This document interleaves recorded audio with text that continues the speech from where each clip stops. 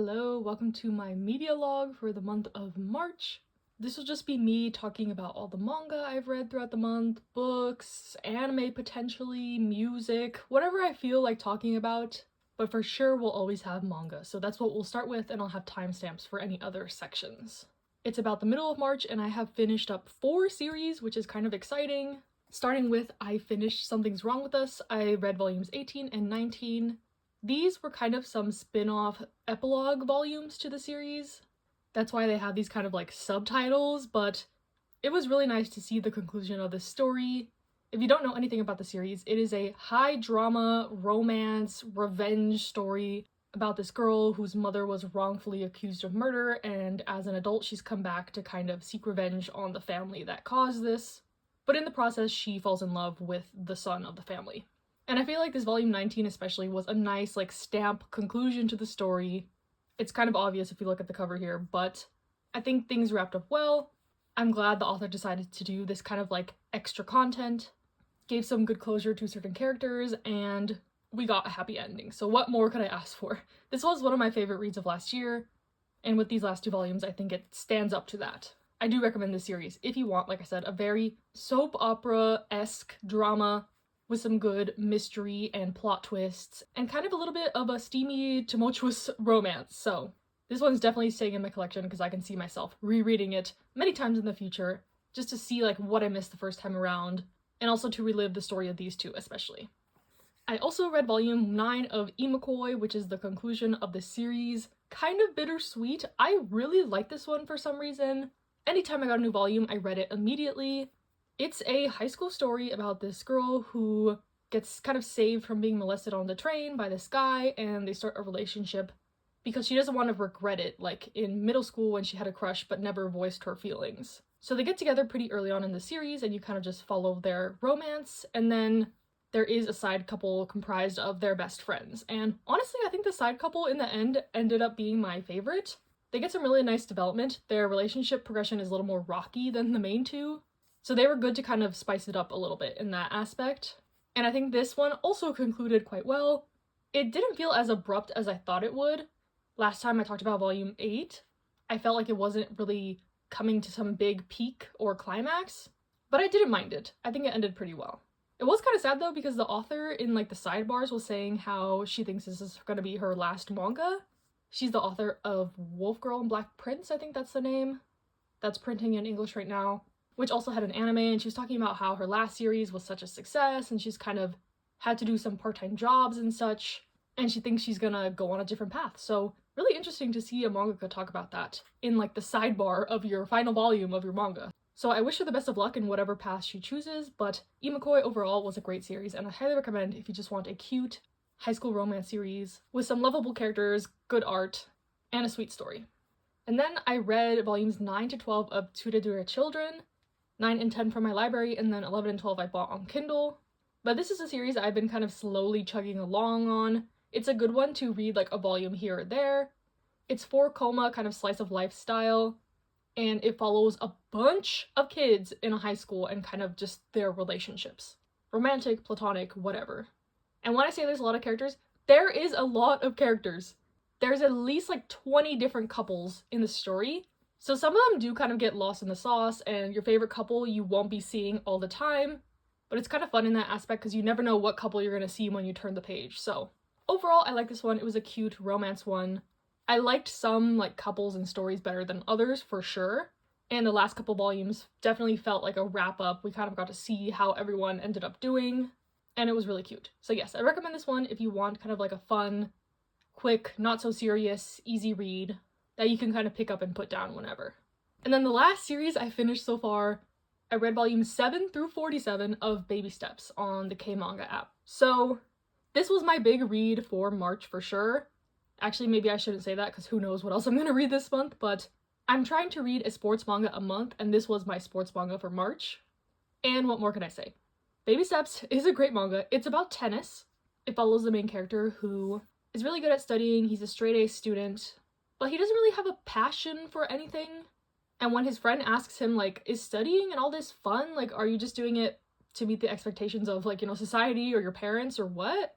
And this gets him kind of thinking, And when he randomly takes a tennis class, he falls in love with it instantly and decides to like put all his energy into it. He's a very much all or nothing guy. He's very serious. The way he approaches tennis is that he like takes really detailed notes. He observes other players, studies technique, that kind of thing. So he's definitely taking some of his, classroom skills to the tennis court. But seeing his journey kind of coming into his passion, coming into his own, having fun for the first time with something that he chose was great. I really love this manga. There is kind of like a romance subplot as well that is super cute, and I loved it. It's very engaging, high action. There's a lot of tennis in this, a lot of like tennis jargon, tennis techniques, tennis strategy. I played tennis a little bit like when I was a kid, nothing to this level, so I will say that at some points it does get a little bit boring in that aspect. Sometimes the matches go on for quite a while because he's like analyzing every back and forth that he has. So I would say that's kind of like the only downside of this manga. There's a lot of tennis, and I wish there was a little bit more of kind of the romance, yes, but also like his downtime and anything outside of like the actual playing tennis. This story is unique in the fact that it goes beyond high school. I've only seen that in a couple other sports manga like Haikyuu, and when that happens about like, halfway through the story, that's when this really picks up, and I found myself really engaged in that plotline. But unfortunately, the manga got cancelled, so I will say the ending is quite lackluster. So if you're someone that like cannot handle kind of a little bit of a fumbled ending, I would stay away. Just save yourself the trouble, I guess. But for me, the journey was so like amazing that I didn't mind it. I can just fantasize in my mind like what's happening after the fact. But yeah, I read up a little bit on the situation, and it seems like it was quite unfortunate. The manga was selling well, but there was some other like sports manga in the magazine, and the mangaka kind of found out of nowhere that the series was being cancelled. So yes, quite unfortunate. I would love to see it back in some capacity in the future, but it's been a while since the manga ended, so who knows. But I'm glad that we got what we did get. I say like it wasn't very long. It was 47 volumes. It was quite a bit of content for me to fly through in a couple weeks. But I thoroughly enjoyed my time with this. I ended up giving it like an 8 out of 10. So far I've read Days and Haikyuu and Baby Steps. And of course I would rank Haikyuu at the top, and then Days, and then Baby Steps. But everything has been great so far, so I'm liking this little experiment that I'm doing, I guess, this year. And I've already been sampling some of my potential reads for April, so yes. Love Baby Steps. Kind of unfortunate that it got cut short, but I definitely thought it was worth the read. Hello, it is the end of the month, and I'll recap all the rest of the manga I've read. Probably the most notably, I finished Alice in Borderland.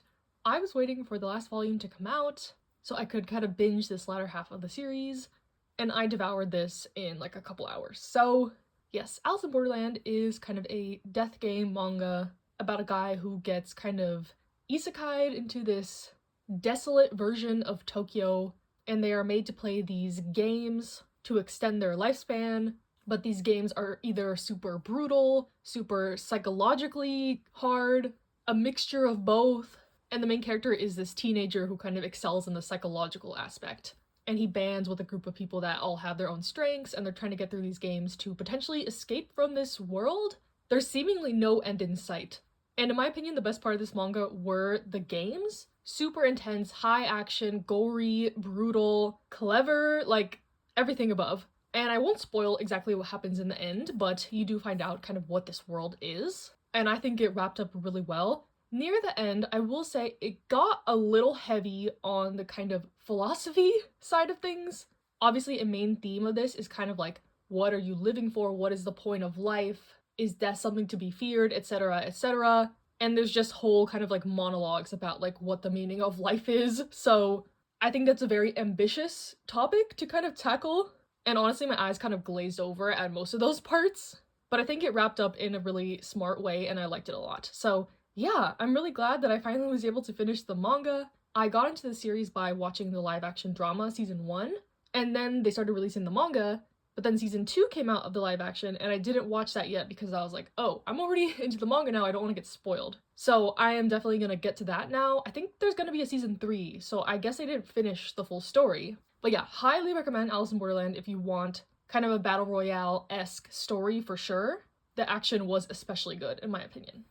Next, kind of completely different, I read volume 10 of Cherry Magic. I love the series so much. And as you can see on the cover, you can kind of tell what happens in this volume, but it is such a beautiful one. These volumes are always so short, like I could read about these two forever. And yeah, there's not much more to say. I love this series so much. Highly recommend if you want a kind of office workplace romance. I know the anime just finished up and they actually got to like this part. So I'm sure they skipped over a lot of things if they were able to cram like 10 volumes in a 12 episode anime. So highly recommend the manga if you liked the anime. I think there's also a Thai live action coming out right now. There's a really good Japanese live action adaptation. So yes, I have not watched the anime, but I plan to eventually. I'm so bad with anime, as we all know. So it might be like years until I get to it, but hopefully eventually I will. Next, I'll quickly glance over some volume 1s I read as part of a volume 1 tri-vlog, so if you want to hear like my in-depth thoughts on these, I will link that up in the card. But I'll just like quickly summarize. Unholy Blood, this was a vampire manhwa that I really enjoyed. This was my favorite of the ones I read in that video. Goodbye My Rose Garden was a really intriguing historical fiction girls love, and I ended up buying the rest of the volumes for it. I haven't gotten to them yet, but I am excited to. The Summer Hikaru Died, I was also intrigued by this one. I usually don't read horror manga, but this one was like right on the edge for me of being too scary, and I am intrigued by what's to come for this. How I Met My Soulmate, this was a cute first volume about a girl in college trying to find her soulmate, kind of getting into the dating scene, and there's already like 3 guys kind of vying for her attention, so this one was kind of like in the middle for me. I'm curious to try more of it, but if the kind of love triangle aspects get too much, I can't see myself continuing much further. Then we have Neighborhood Story. I love this one so much. I love Ayazawa. This one is a prequel to Paradise Kiss, so there's some familiar characters in here, but the main plot is about these 2 childhood friends and kind of just them in high school figuring out their romantic feelings, and the main character is trying to start a fashion brand. So really good. So excited to continue with this one. I have had like volume 4 in Spanish for a long time, but it's out of print in Spanish. So I was so happy when they announced the English release. This is a really nice release also, just kind of the design of it. So yes, highly recommend and excited to read more of this. And then I read the one-shot The Secret of Friendship by one of my favorite authors. This one was pretty good about these 2 friends in high school and kind of how their relationship dynamic changes when romantic partners come into their lives. Like when your best friend gets a boyfriend, like how does your dynamic change? Kind of having to split your time between like your friend and your partner, that kind of thing. So I thought this one was cute, relatable, the art is nice, and it's like a good, succinct story. Then I read volume 1 of Chihaya Furu digitally. This was a series I already knew I was gonna like, so of course I love the first volume. It's one of those big sports series that I haven't really properly dived into. I plan to read it all this year. I'm not sure if it'll be next month, but I checked out more volumes from my library, so they're there for if I decide to. But Chihaya Furu is about this girl discovering this card game called Karta, and this is kind of the first time she's decided to like pursue a passion on her own, so it's gonna be her journey of being like this Karta master. And I love series like Hikaru no Go, where it's about kind of more of a game, so I'm expecting to love it a lot. It's just a big commitment, and I'm not sure if I'm ready to commit fully yet. And then I read the first volume of Medalist, and honestly, I wasn't too impressed by this one. It's an ice skating manga about this guy who's kind of like a retired ice skater, and he ends up agreeing to become a coach for this little girl who's kind of been shunned. Her parents don't believe she can be an ice skater because she's too old. She's like 11, I think. So this coach kind of takes it upon himself to train this girl. And I think this first volume, the author was kind of just trying to cram so much information in. It felt disjointed, it was a bit confusing at times. And I've heard from a couple other people that it does like smooth out the further you go in. So I'm willing to try like some more chapters on K-manga potentially. But I was kind of sad about this one because, you know, I like to support every sports release that comes out in English, but I just wasn't vibing with it completely from this first volume. And then there's 2 series from that volume 1 tri-vlog that I actually continued and read more than 1 volume. And the first series being I Want to Hold Aono-kun So Badly I Could Die. I read up through volume 4, which is what they had at my library. And funnily enough, this was the one I ranked last in that video. Because it was scary, this is a horror manga, but I was kind of morbidly curious about the direction of the story. It's about this girl, and she has this boyfriend that she's only been dating for like 2 weeks, and he ends up dying, and his ghost kind of attaches to her, and she's the only one who can see him. So at first, this is like, okay, like her ghost boyfriend, whatever, chillin', but you quickly see kind of a sinister side to him. There's kind of like another him. he turns into this like evil mode and he can possess people, and it's really grotesque in the way that he does it. It's pretty similar to The Summer Hikaru Died, but for some reason this one just was so unsettling to me. The art is super simple and that kind of just lends to the whole atmosphere. But yeah, I decided to continue because I was so curious about what would happen, and I'm really liking the direction of the story. I feel like it's not as creepy as the first volume, or maybe I just got used to it, but I find myself not as phased by kind of like the horror aspects. I think if you like a Shuzo Oshimi manga, you will like this a lot. It has some questionable things going on, especially with like how he can kind of possess bodies, and since they were only dating for 2 weeks, they never got to really experience a lot of things you do when you're dating, so it's kind of questionable, kind of side-eye, kind of sus, but in a way that like still has me intrigued about what's gonna happen. So yes, very Shuzo Oshimi. So yeah, I will definitely continue this when my library gets more volumes or if it gets a physical release. I know on K-manga I have to like buy points for it, so I'm not sure if I'll continue that way. I think it has like a weekly release on there, so once I catch up to like the free chapters I can just read it weekly also, but yeah, really intrigued by this horror kind of romance messed up story. And then the last series I read this month, I ended up actually reading all of Night of the Ice. So I read the first volume in that video, I actually owned it digitally, and then I read the rest on K-manga. It was 11 volumes, and this is one that I thought was kind of just okay from the first volume also. So I don't know why I was continuing with like some of my least favorite ones as opposed to some of these other ones that I enjoyed a lot. But overall, I thought the series was okay. It's another ice skating one about this man who's kind of one of the top figure skaters in Japan, but he is like a big otaku, and kind of his crutch when skating is his childhood friend has to come like say this spell from this magical girl anime that they both like. And this childhood friend is kind of oblivious that he also has like romantic feelings towards her. So she is being dragged around, going to all these competitions, saying this spell for him, sacrificing her kind of work-life balance. She also has like a heart condition that can get agitated by all this stuff. So I will say, kind of the worst part of this manga is the romance, especially the first half of the manga was kind of insufferable with the back and forth, the drama, the miscommunication. They try to have this side plot kind of like with her boss, and the figure skating guy, he's like rich, he's like an heir to this big company, so he has like a fiance planned for him and all this stuff, and his family might not accept her because she's like a commoner. I don't know, I think it kind of just tried to mesh too many aspects, and I found myself getting pretty annoyed.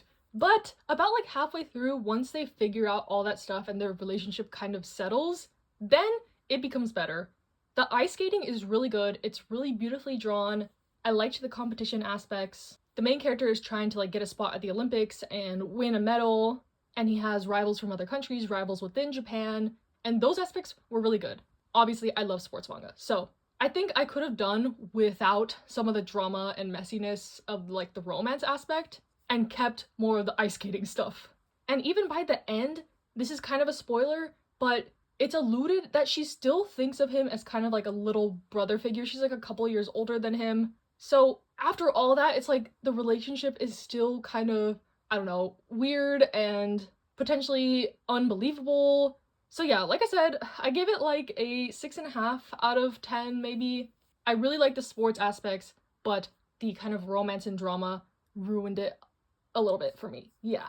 I am interested to try some of this author's other works though. The potential was there, but it was just like a little bit too messy for me, if that makes sense. So yes, that is all of the manga I read in March. I think it was about like 80 volumes. Half of that was baby steps pretty much, but yeah, let's move on to the next segment.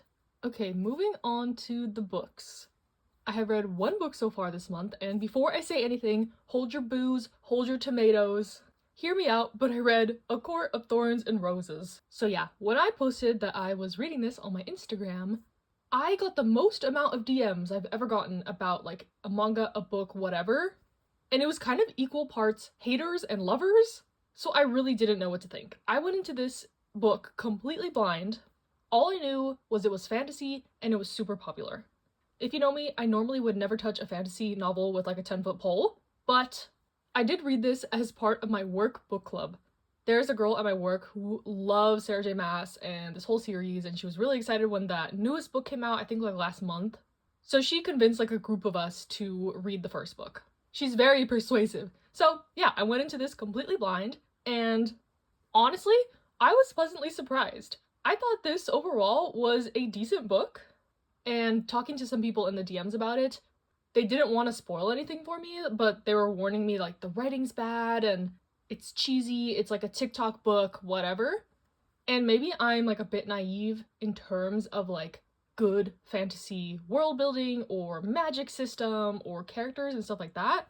So it didn't really like stick out as bad to me coming from someone who like never reads fantasy. So, as a beginner, as a newbie, as someone completely clueless, I thought it was fine. I thought this was actually a pretty easy read. That's always my biggest fear with fantasy stuff, is that it's just gonna go over my head. I'm not gonna understand like the mechanisms of the world. I'll get too bogged down with like the mechanics of stuff and the realisticness of stuff. But this was easy to read in my opinion. I pretty much flew through it, as did all the rest of us in the book club. And it was kind of great to get me out of my like novel reading slump. I haven't read a book since January. So I felt like this was kind of the perfect thing to get me out of that. And now that I'm done kind of defending myself, what is the book about? So basically, this book is about this girl named Feyre. I'm pronouncing things how the audiobook said it because I did listen to this. But Feyre, she's pretty poor and she has to provide for her family by kind of hunting in the woods. It reminded me of the setup of Hunger Games. So immediately you're introduced to this girl who's like kind of a badass, huntress, provides for her family type vibe. And she ends up killing this wolf, and she's like, great, score, lots of meat, lots of fur, cool. But turns out this wolf is a fairy, and in this world, like, fairies are these, like, mystical creatures.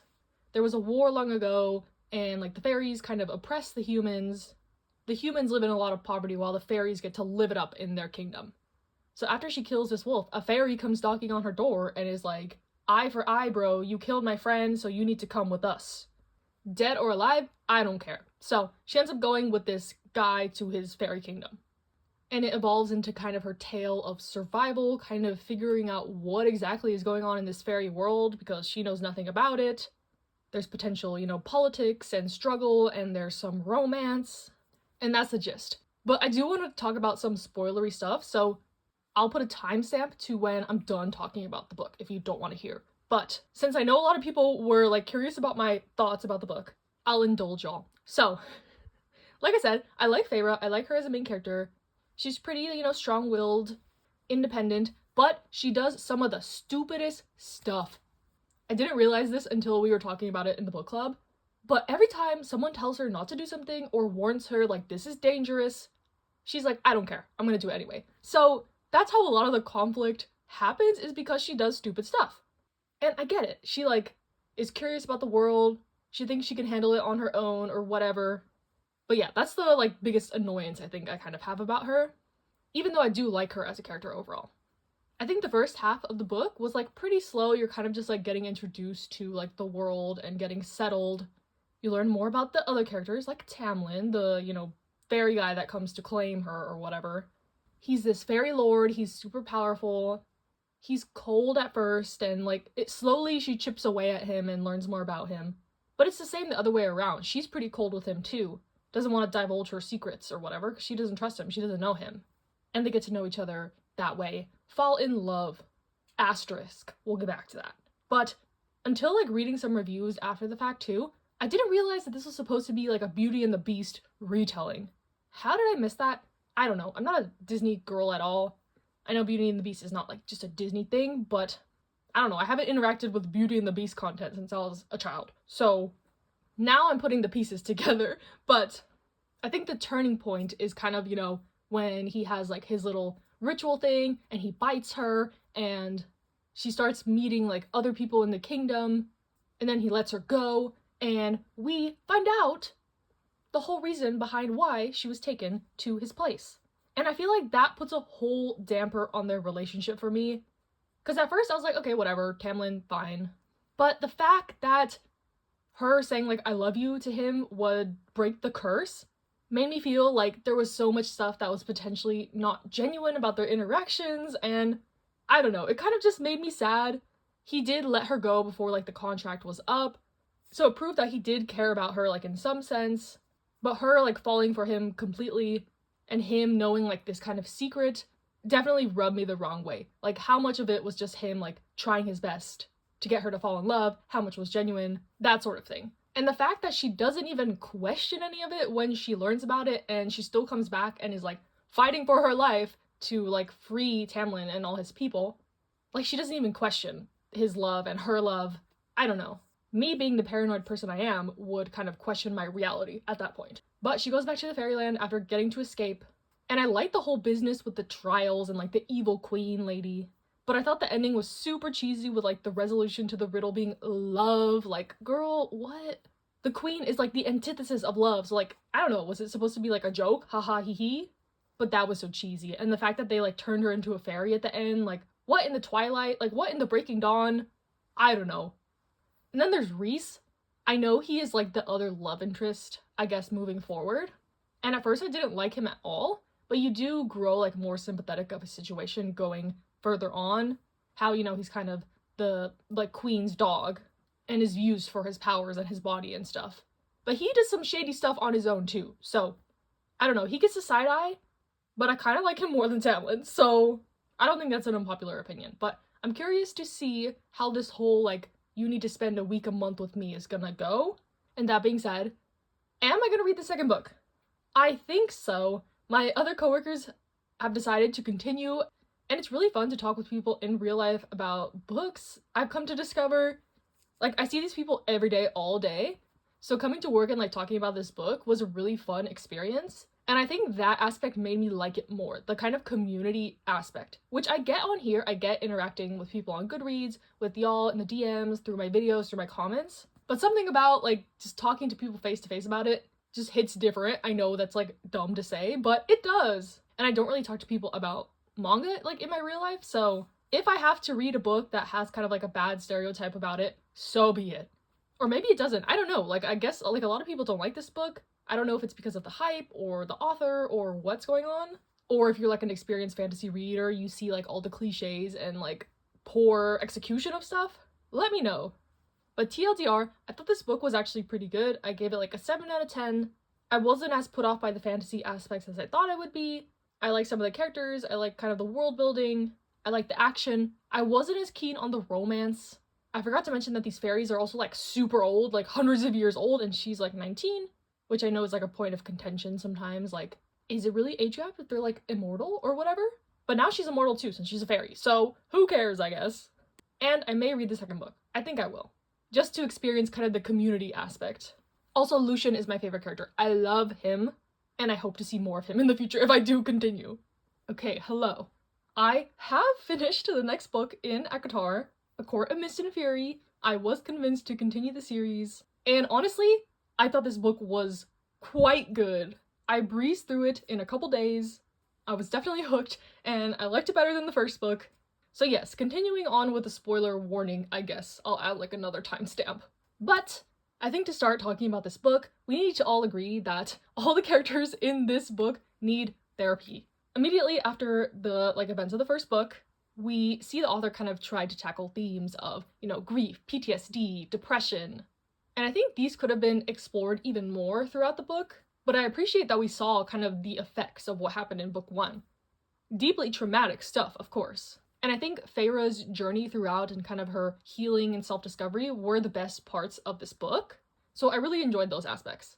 And when I caught on that this was kind of like a Persephone Hades retelling, I was kind of fully on board. Admittedly, I did not catch on the whole Beauty and the Beast thing of the first one, but of course I can see a Hades and Persephone retelling from a mile away. I kind of loved those. So another plus for this book, and yeah, Tamlin, like, his love manifested horribly after like the events of the first book, and I don't blame Feyre for kind of getting out, and we get to see like Rhys's world and his kingdom, his beautiful city that he's been protecting. We learn a lot about him. The romance is slow burn, but really good in my opinion. I liked his inner circle. I liked the found family aspects of them. And when we're like 80% into the book and we find out about the whole mating thing, that was just another plus. I love soulmate tropes and like the red string of fate, that kind of thing. So yeah, I was worried it was gonna be like another Tamlin situation where Feyre's like trust is just completely broken, but they actually have good communication. So I'm glad that that was all resolved. And I thought they were just gonna be, you know, exploring their bond a little bit further the rest of the book, because it was almost done, But out of nowhere, we are hit with like all this drama, all this action, all this intrigue, and my jaw was kind of on the floor at the end. I'm kind of still processing all that happened. Because literally, WTF, Tamlin, again, what the heck happened to him? Why did he do this? Why did he ally with the enemies? Literally, her sisters got taken away, turned into fairies, like, everything just happened so fast. Tamlin is delusional. Like, I don't even know. I was just sitting in the break room at lunch at work, just like with my jaw on the floor, and I was like, okay, well, I need to know what happens next. So I kind of immediately started the third book, and I'm about 60% of the way through. I'm at where they're at the meeting of all the High Lords right now. But with the Court of Mist and Fury, I think the only aspect I didn't really like was the whole books and cauldron kind of plot. I think it was a little bit half-baked and underwhelming. I liked their trip to the summer court and kind of getting to see like other places in this world. I liked Feyre kind of training to hone all her gifts from the lords and all that stuff. But yeah, the overall kind of like conflict, political aspect was a little bit weak to me. And I'm kind of feeling that in the third book as well. I don't think that's the author's like strong suit necessarily. But I like the characters a lot. I like the development. It's very interesting. Kind of the relationships and inner workings of everything. And also, Lucian being my favorite character, he kind of did some messed up stuff in book 2. So I've been giving him the side eye. And I'm kind of happy he's like a main like character in the third book. His and Feyre's friendship is like really interesting to me. And he's kind of off on his journey right now. But I'm interested to see what happens with him. I don't know, I'll talk more about book 3 next month. I'll probably finish it like today or tomorrow. So I'll have a review up on my Goodreads if you want to kind of preview what I'm going to say. But yeah, overall, A Court of Mist and Fury, I gave it like a 4.5. So the first book I gave, I guess, like a 7. The second book I gave kind of like a 9. That's a little bit shocking for me to say out loud. I don't know why. But I really like this book. I think because I've seen so much like negativity around the series that I'm a bit scared to like kind of say how much I like this book. Let me know in the comments, I guess. Like, if you don't like the series or you really like it, tell me why. But yeah, I think the second book is gonna be my favorite. The third book so far is like kind of dragging on a little bit. It's the longest one so far. It's just taking a little bit to get going, but maybe there'll be another like super rapid fire ending like the second book. So yeah, that is like all the books I read this month. Only 2, but I feel like I'm definitely getting back into the groove of reading. So yes, these books definitely pull me out of my slump. I have a list of ones I want to like get to pretty soon. Even though I read a lot of manga this month, I feel like I kind of abandoned it for novel reading in the end here, but I'm not mad at that. Some months I kind of like go up and down. So yeah, super curious to hear y'all's opinions on acotar in the comments, or you can DM me or whatever, or leave a comment on my Goodreads. I haven't got a chance to talk to my coworkers about it yet, so these are kind of like my word vomit thoughts right now. But yeah, next I guess I'll talk a little bit about some music. I didn't really watch any shows or any movies this month. I'll link my March K-pop playlist in the description like I have been doing. Not a hugely stacked month, but there were some standout comebacks for sure, especially Day 6. Oh my gosh. I loved Day 6's new album. They're finally like all out of the military, so it's been a long time coming. I love Day 6. I love Korean bands in general, and this definitely lived up to the hype of like us waiting. I've been watching all the stages. Their Dingo live performance was incredible. I don't know, I've seen Day 6 live, but that was a long time ago, and I need them to tour back here immediately so I can hear all their newer songs. I heard Lucy's also coming on tour, so I'm gonna definitely go see them too. But they had a like new single song that came out in March that was pretty good too. But Day 6, love Day 6, highly recommend. If you like check out anything from my playlist, check out Day 6's album. My second favorite album of the month was actually Wendy's solo album. I didn't really like her debut, to be honest. It was a little bit too ballady for me. But especially the song His Car Isn't Yours, that's one of my favorite songs from the month. It's so good, it's so good. She tapped into a little bit more of the pop diva side of things, which I was glad to see. I think I liked every song on that album also. So, Wendy and Day 6, standouts for sure. And of course, Zero Base One's Japanese comeback, Yuta Yuta, was so cute, so good as well. It's probably gonna be my top song of the month. I'm so happy they did kind of like a cuter, brighter concept also. I don't think I'm gonna collect any photo cards or any albums from it. I usually don't collect Japanese releases, but so cute. Perfect for kind of spring vibes. I need to Yura baby every day. So good.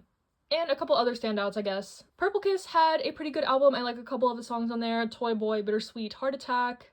Lunate's new album was actually pretty good. They are the little brother group of Astros, so of course I need to like support them a little bit. At least listen to their albums.